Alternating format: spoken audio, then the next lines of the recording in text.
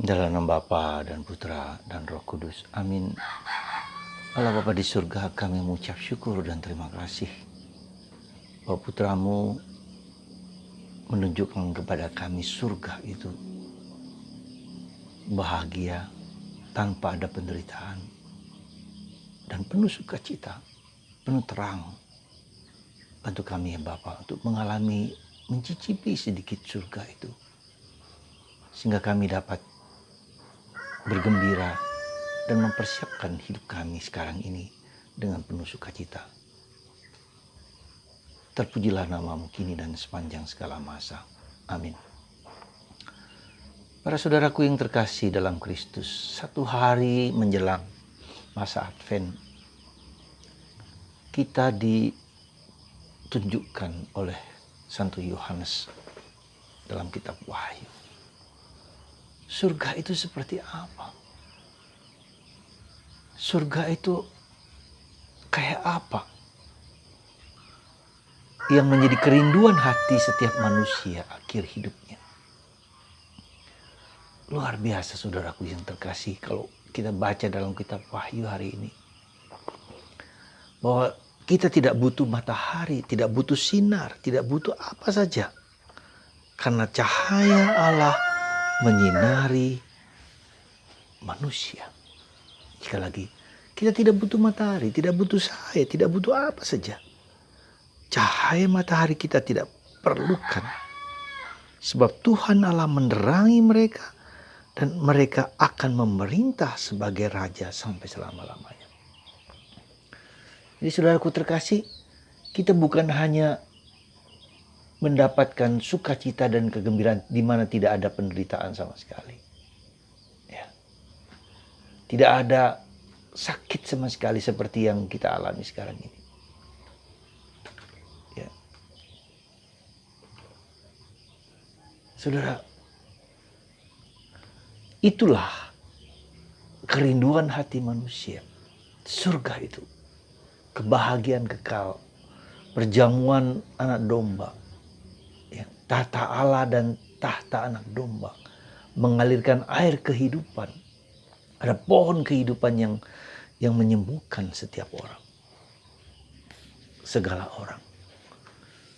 Saudaraku yang terkasih dalam Kristus, saya menduga dan saya kira kita semua di sini akan sangat sulit ya, berpikir tentang surga tersebut. Bahkan kita tidak mau berpikir tentang hal-hal tersebut. Ya, karena pikiran kita pendek sekali. Ya, pendek sekali pikiran kita itu. Kita tidak punya pandangan ke depan, visi ke depan. Ya. Seorang ahli manajemen terkenal, John Covey, kalau Anda tahu, ada 7 prinsip yang salah satunya saya masih ingat adalah bahwa apa? Tujuan terakhir dari suatu perusahaan harus ditempatkan di bagian depan. Artinya apa? Apa yang kita rindukan, apa yang kita harapkan, apa yang kita dambakan itu bukan hanya di belakang nanti, tapi justru ditempatkan di depan. Supaya memicu para pegawai, perusahaan, pejabat, siapa saja di sana untuk mencapai hasil yang tinggi itu. Nah, inilah seperti surga juga demikian sebetulnya.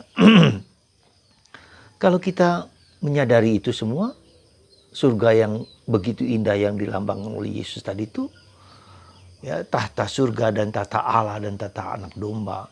Kita berada di sana penuh kegembiraan, penuh sukacita, tidak ada penderitaan sama sekali.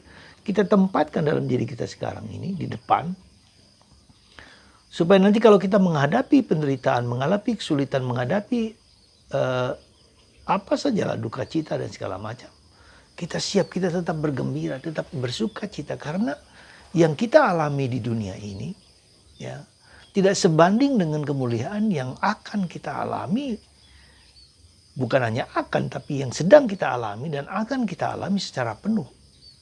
Demikian kata Santo Paulus. Jadi sekali lagi, penderitaan zaman kita ini tidak sebanding dengan kemuliaan yang Tuhan berikan, nyatakan, janjikan kepada kita semua. Saudaraku yang terkasih dalam Kristus, Karena itulah kalau kita bisa mengerti mengapa Yesus sebelum perjalanan masuk ke Yerusalem, mereka mengajak ketiga muridnya yang penting Yohanes, Yakobus, dan Petrus ke atas gunung. Dan di sana wajah dan rupa Yesus berubah bersilau-kilauan. Ya, berkilau-kilauan. Dikatakan tidak ada sabun yang bisa mencuci pakaian putih yang dipakai Yesus. Bersama tampilah Elia dan Musa. Saudaraku yang terkasih dalam Kristus, dan ini suatu momen yang penting, indah sekali untuk meneguhkan para rasul bahwa penderitaan yang sedang mereka alami itu tidak sebanding dengan maka kalau kita perhatikan kenapa 3 rasul ini, ya tentu mewakili ke 9 rasul yang lain, mewakili ke 9 rasul yang lain, ya, dan disinilah tokoh penting, tokoh-tokoh Petrus, Yakobus dan Yohanes penting sekali. Petrus sebagai fondasi, ya, memberikan fondasi gereja, awal pemimpin gereja. Yohanes yang kita lihat sekarang ini menyatakan, mengungkapkan suatu realitas ilahi, realitas surgawi yang diberikan kepada manusia dalam kitab Wahyu dan kitab Yohanes, Injil Yohanes dan surat Yohanes. Begitu dalam akan misteri Allah yang penuh cinta, penuh kasih, penuh kedalaman. Nah itulah, jadi lalu Yakobus, dia adalah yang kemudian menjadi paus di Yerusalem, yang menjadi uskup di Yerusalem, yang kemudian mati muda, ya. Saudaraku yang terkasih dalam Kristus, ya. Apakah bagaimana caranya kita bisa mengalami surga itu? Surga yang dialami. Ada orang-orang tertentu, ada santu-santu tertentu yang mengalami surga itu begitu luar biasa, ya. Begitu luar biasa, ya, sehingga mereka penuh sukacita, penuh kegembiraan hidup ini meskipun menderita sekalipun. Tentu kita tidak akan mengalami sepenuh-penuhnya surga itu. Mencicipi surga itu. Ya. Dalam tradisi Karmel adalah dikatakan bahwa kita harus dapat mencicipi surga itu bukannya nanti di kemudian setelah mati. Tetapi juga selama masih kita di dunia ini. Ya. Selama kita masih di dunia ini kita sudah bisa mampu mencicipi surga itu. Ya. Itulah saudaraku yang terkasih dalam Kristus. Pada akhir satu hari menjelang masa akhir. Lalu yang kedua, bagaimana caranya kita bisa mengalami hal seperti tersebut? Ada 2 hal penting di sini adalah dikatakan berjaga sambil berdoa. Apa artinya berjaga sambil berdoa? Ya. Berjaga sambil berdoa artinya bahwa ada 2 hal penting yang harus kita sadari sungguh-sungguh, ya. 2 hal penting, yaitu apa? Berjaga berarti, ya, berjaga berarti bahwa saya harus memperhatikan apa yang masuk dalam hatiku tersebut, ya. Apa yang masuk dalam diriku tersebut, apakah positif, apakah negatif? Nah itu menjadi bahan pemikiran kita. Jadi kalau apa yang masuk dalam hati kita, kalau kita negatif, maka cepat-cepat kita selesaikan. Apa saja pikiran kita, perasaan kita, rasa emosi kita, dan segala macam. Coba diatasi, diolah bagaimana tersebut. Ya. Nah, cobalah ketika jangan sampai memasukin bagian terdalam dari hidup kita itu yang mengganggu diri kita sendiri. Lalu juga kalau itu positif, ya kita kembangkan lebih lanjut, lebih dalam. Nah itu jadi sisi kita berjaga-jaga dan tentu saja berdoa. Saudaraku yang terkasih dalam Kristus, saya sudah mengatakan berdoa itu tidak cukup seperti yang kita jalankan. Ya mungkin terbatas, ya kita menjalankan doa kami, doa rosario, ke gereja dan seterusnya. Yang terbatas pada sesuatu yang lahiriah, liturgis, tetapi harus juga yang lebih mendalam, ya. Yang lebih mendalam, yang lebih bisa memasuki suatu relasi yang personal dengan Yesus, ya. Nah, jadi kalau sampai kita hanya terbatas kepada sekedar menjalankan, ya boleh-boleh saja. Tapi kita tidak bisa mampu dan tidak mengalami sungguh-sungguh kehadiran Tuhan dalam hidup kita, yang kehadiran Tuhan itu merupakan percikan atau mencicipi surga tersebut. Dan itu yang harus menjadi bahan pertanyaan kita, sejauh mana doa-doa kita itu sungguh menjadi doa yang memberikan pengalaman batin yang dalam tentang diri kita sendiri. Ya.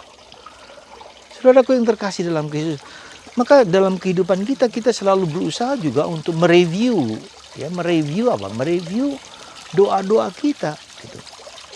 Jadi terus-menerus bertanya, apakah doaku ini memberikan kedamaian kekal? Apakah doaku itu memberikan kekuatan batin? Apakah doaku itu memberikan perasaan pengalaman akan Allah? Nah, itu jadi sejauh mana itu? Jadi kita tidak puas dengan apa yang sudah ada, tapi terus mereview, setiap hari mereview lagi, review lagi, dilihat lagi. Apakah sungguh-sungguh demikian hidupku itu? Ya, jadi saudaraku yang terkasih dalam Kristus, maka ketika kita mencoba untuk mereview segala sesuatu dalam diri kita, maka terutama dengan hidup doa kita, introspeksi, bertanya dalam hati kita masing-masing, sejauh mana ya, hidup doa kita itu sungguh-sungguh adalah doa yang kita alami, kita rasakan sebagai kekuatan yang tak terlukiskan dalam diri kita. Saudaraku terkasih, mari kita berjaga sambil berdoa. Dan seperti bagaimana berjaga itu dengan baik, ya seperti seorang satpam, seorang penjaga yang menjaga jangan sampai ada banyak hal yang mengganggu hidup kita. Ya. Dan itu yang harus kita sadari dengan baik, supaya kita tahu bagaimana hati kita tidak tergoda oleh pesta pora, oleh kuasa-kuasa nafsu-nafsu badani kita yang seringkali mengganggu kita untuk mudah putus asa, untuk jatuh di dalam dosa, untuk jatuh di dalam kemalangan-kemalangan hidup. Ya, saudaraku terkasih, mari ya, kita jaga hati kita, peliharalah hati kita, jangan sampai ada hal yang membuat kita hancur, tapi juga apa yang membuat kita bahagia. Dan kita tahu bahwa surga yang dijanjikan Yesus itu jauh lebih berharga, lebih indah, lebih mulia daripada yang kita alami sekarang ini. Maka ketika kita menderita, kita sakit, kita mengalami problem kehidupan, kita tidak mudah untuk putus asa. Terus berjalan dengan terus-menerus introspeksi mengenai hidup doaku. Ya, kalau kita puas dengan hidup doa sekarang, ya nggak apa-apa, silakan Anda. Tapi kalau kita tidak puas, carilah cara-cara bagaimana kita menumbuhkan doa yang sesungguhnya.